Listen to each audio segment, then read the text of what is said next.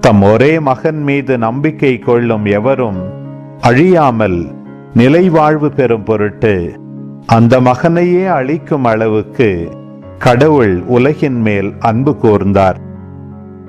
உலகிற்கு தண்டனை தீர்ப்பளிக்க அல்ல, தம் மகன் வழியாக அதை மீட்கவே கடவுள் அவரை உலகிற்கு அனுப்பினார். அவர் மீது நம்பிக்கை கொள்வோர் தண்டனை தீர்ப்புக்கு ஆளாவதில்லை. ஆனால் நம்பிக்கை கொள்ளாதோர் ஏற்கனவே தீர்ப்பு பெற்றுவிட்டனர்.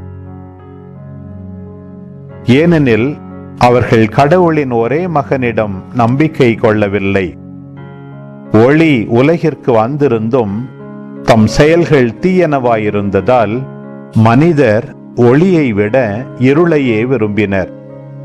இதில்தான் அவர்களுக்கு எதிரான தண்டனை தீர்ப்பு அடங்கியுள்ளது. தீங்கு செய்யும் அனைவரும் ஒளியை வெறுக்கின்றனர். தங்கள் தீச்செயல்கள் வெளியாகிவிடும் என அஞ்சி அவர்கள் ஒளியிடம் வருவதில்லை. உண்மைக்கேற்ப வாழ்பவர்கள் ஒளியிடம் வருகிறார்கள். இதனால் அவர்கள் செய்யும் அனைத்தையும்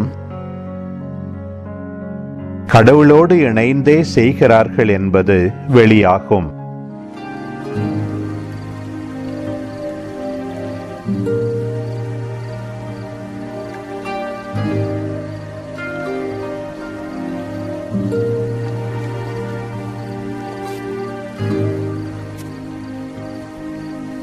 Thank you.